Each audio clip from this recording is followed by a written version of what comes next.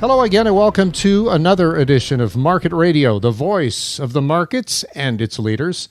I'm Pat Beechinor. On this edition, Luke Jacobi, Director of Operations for Benzinga. Now, anyone familiar with the markets likely knows the name and the brand, but Benzinga has evolved from simply one of a lot of financial resources and go-to news sources that it was back in the mid-2000s into a full-run, all-encompassing media distribution hub that now provides professionals with an edge with its Benzinga data. And the company is now hosting events and conferences. Its editorial staff is well over 70 now. And joining us is Luke Jacobi. Give us a bit of the backstory. We were born out of the Great Recession, and the reason that the need for Benzinga arose is because there's so much misinformation going around.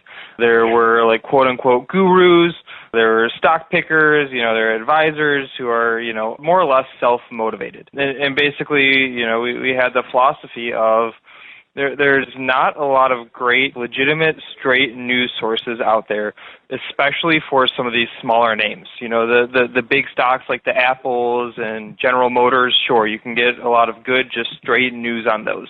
But there are thousands and thousands of mid-cap, small-cap, micro-cap stocks that were totally just being misrepresented or not represented at all. So that's where the need for the company arose out of. Luke, now fast forward 12 years to today, and the company commands tremendous audience numbers, 2.5 million unique visitors a month, over 5 million page views per month. For those listening, myself included, that has a radio show, how do you get those kinds of numbers? How? We've always approached things sort of from a 21st century lens, and I think that's one of the advantages that we have is that we're a relatively new company and can do things differently where some of the legacy outlets haven't been able to. So we've always looked at content with a new age mindset of people want to be able to get in and out of things quickly. We need to think about the mobile experience as a very significant part. Twitter, how does Twitter work into acquiring traffic and into people's reading experiences? And I think that we were really on the forefront of thinking about a lot of these problems, especially within the financial space. And so that gave us a really big leg up on a lot of competitors. Luke, as you mentioned, you as a group are relatively young, and you started the business as a new business.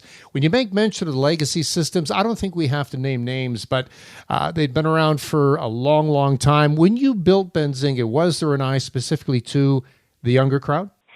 Yep, and again, not millennials specifically, but definitely toward that younger crowd. We've viewed them as, new faces that we can put our brand in front of that might not already have as deep of relationships with other brands that are out there. And we are also a younger group here. It's those are our peers. And so we can really well visualize, how do we want to receive information? How do we want to think about news? What things are important to us? And so that was definitely a driving force in a lot of those early decisions that we made. And of course, as you've succeeded, you've grown. Now, I mentioned as well that you internally have a very strong editorial staff. Where are you at for numbers insofar as actual writers and staff? We're up to about 70 or so. I joined a couple years in, and we were maybe about 10 or maybe 15. So we're getting there. Luke, earlier we touched on some of the base numbers, unique page views, visits per month, that sort of thing. But when I looked at the overall numbers, they are eye-popping. Can you round them out? Yeah, so the numbers that you mentioned with the 2.5 million visitors and the page views, those are people coming to benzinga.com directly on our site and reading the content on our site. One of the things that I think is really compelling about what we've got going on is that we've built up a very large distribution network. When we were getting the business going, we didn't know how we would make money or where our revenues would be or what our products would be or anything along those lines. But we basically said, if we can get eyeballs, we can figure that out. So we spent a lot of energy in those early years building up a fairly large syndication network. So content that we write also gets published on Yahoo Finance, on MarketWatch, on Morningstar, TD Ameritrade, E-Trade, Robinhood, and the list goes on and on. So we have in total about 25 million people who are reading Benzinga content every month. Luke, when Benzinga started out, for the most part, at least in the eyes of many, it was a website. But now you've really, really evolved into actually providing professional tools. You have Benzinga data, things that the pros use. Yeah, absolutely. So everything that we do arose out of a need. I told the story of, there was a need for fair coverage on some of these smaller mid-cap stocks. That was our initial starting point. One of the things that we're really well known for, especially in the active trading community, is our real-time breaking news wires. These are just quick flash alerts of news that's happening that could impact the price of a stock. That came from the need of our users saying, I love this article that you guys wrote, but I want it quicker. Give me the quick blurb and then follow up with more context to the story.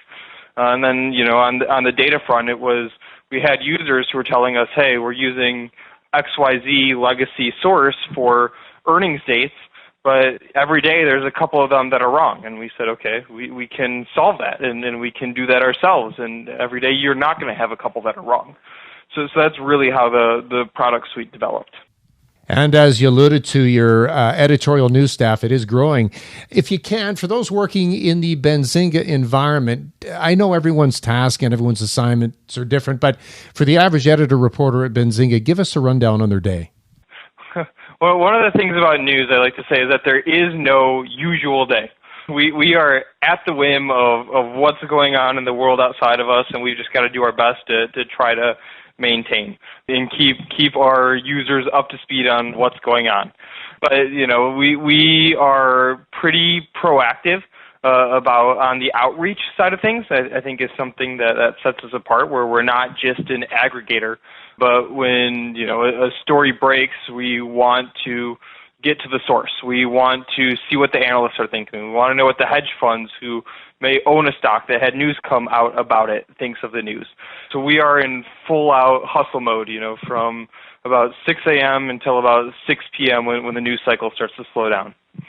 Luke, as you mentioned, a lot of the job of the editor-writers at Benzinga is to actually take repurposed news that's come in, write it in a legible form that makes sense and has context. Obviously, for the smaller companies, that's a bit of a challenge. The Boeings of the world, the Disneys, you name it, whatever. The bigger companies, they have in-staff writers to craft their message. In the case of small caps, a lot of the times it's the companies themselves writing the content, and as we know, poop in, poop out. How much of your editor and writer's jobs is rewriting things so people can understand it? A lot. And that's one of the things that I think makes us compelling, is that we've really figured out a flavor of news that resonates really well with our readership. As an example, when you open a Benzinga story, it's going to be broken into three sections. It's going to be really simply what happens, why it matters, and what's next. And we've found that when we can put our flavor on news and on developments, it goes a really long way in terms of readability and ultimately the reach that a story gets. Luke, are you looking for writers?